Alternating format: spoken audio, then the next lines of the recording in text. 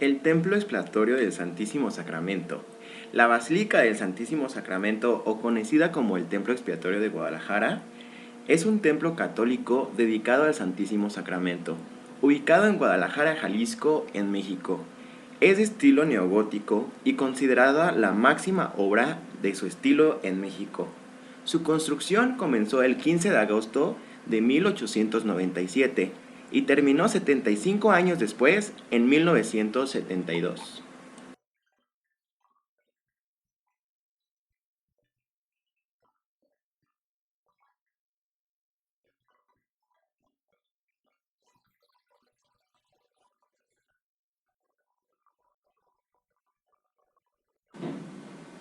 Arquitecto Adamo Boari. Sus estudios sobre arquitectura los realizó en la Universidad de Ferrara Bolonia, donde obtiene el título de ingeniero civil en el año 1886. Se le conocen varios diseños realizados para la Exposición Nacional de Arquitectura en Turín.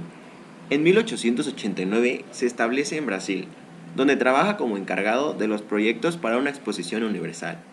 Viajando más tarde a Buenos Aires, Montevideo, también trabajó en las ciudades estadounidenses de Nueva York y Chicago. Hacia 1903 viaja a México, en donde, bajo el régimen del presidente Porfirio Díaz, y por el cual es invitado, realiza varios proyectos, entre los que destacan la parroquia de Matehuala y el templo expiatorio de la ciudad de Guadalajara. Y un monumento a Porfirio Díaz. Se le atribuyó el templo de San Antonio de Limón, en el estado de Veracruz. Y efectivamente, el templo expiatorio es este que están viendo aquí atrás de mí.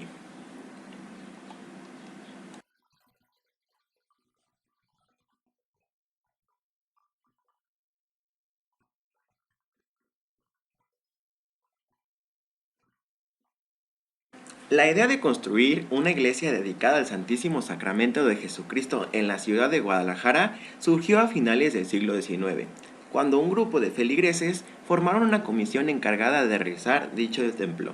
Así, el concerto arzobispo de la ciudad, Pedro Loza, junto con la comisión organizaron un concurso entre algunos arquitectos e ingenieros para seleccionar el proyecto de dicho templo.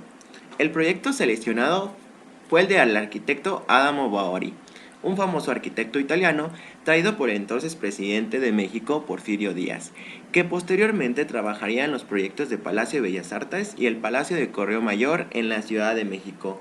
La construcción se inició con una ceremonia ofrecida por el arzobispo Pedro Loza, en compañía de Pedro Romero.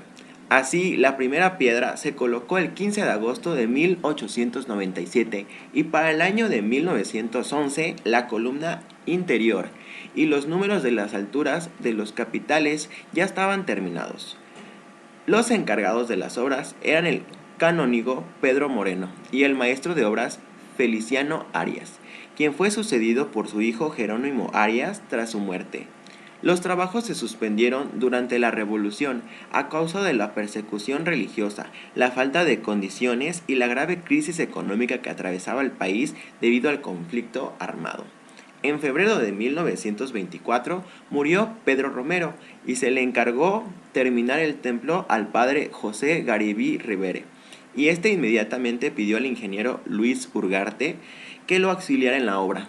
Todo siguió viento a ropa y el 6 de enero de 1927 le tocó la oportunidad de continuar la erección del templo al arquitecto Ignacio Díaz Morales hasta su terminación en 1972. El templo está hecho mayormente por piedra tallada, tal y como se hacía en la Edad Media. Las puertas del templo son de madera de granadillo, fabricadas por Jesús Gómez Velasco, y las figuras de bronce incrustadas en estas fueron hechas por Benito Castañeda. Los tres tímpanos del frente de la iglesia son de mosaico italiano realizados por la fábrica de mosaicos del Vaticano y representan el de la nave central, el Cordero Pascual, y el de la nave oriente a San Tercisco y la otra a San Pío X. Esos fueron proyectados por el pintor y experto de museos del Vaticano Francisco Bencivega, quien también supervisó la colocación de los mismos. El reloj del templo fue importado por Alemania. Tiene 4 carátulas iluminadas junto a un carillón de 25 campanas, que tocan 25 piezas musicales tanto religiosas como populares. Algunas de estas son Ave María, Himno Nacional, Las Mañanitas, Guadalajara, Adiós Mariquita Linda, Las Golondrinas, México Lindo y Querido, La Marcha de Zacatecas, etc. Dicho carrillón puede además ser tocado desde un teclado en el coro. El costo del reloj fue de 450,000 pesos aproximadamente y fue instalado por técnicos alemanes.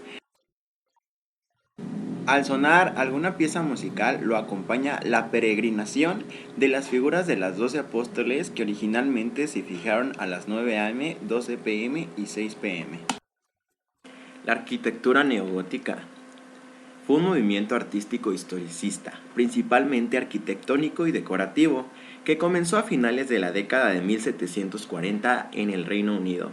Su impulso creció a finales del siglo XVIII y principios del XIX, cuando admiradores cada vez más serios y eruditos de los distintos periodos del gótico intentaron revivir la arquitectura gótica medieval, en contraste con los estilos neoclásicos en boga a ese momento.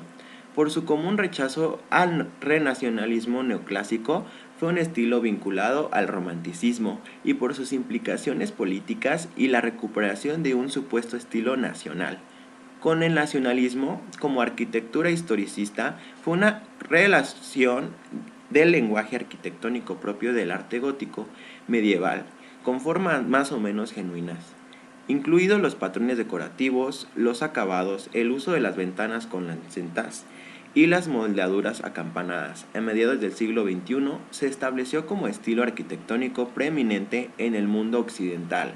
Lo que lo consideraba una imitación del estilo gótico original lo denominaron peravitamente pseudogótico.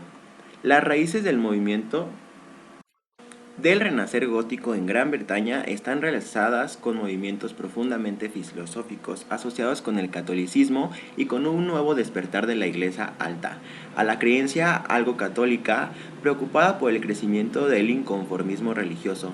A partir del tercer cuadro del siglo XIX, la tradición de creencias del anglo-catolicismo encontró que el estilo tenía un atractivo interés para sus servicios religiosos, que lo hacía único. Al utilizar el neogótico, la actitud de los arquitectos variaba considerablemente entre una fidelidad tanto al estilo ornamental como a los principios originales de la construcción medieval, como a su uso por la primera apariencia, que a veces representaba poco más que el empleo de marcos de ventanas apuntados y de algunos toques de decoración gótica en edificios que tenían una planta completamente del siglo XIX y que se hacía uso de los materiales y métodos de construcción contemporáneos.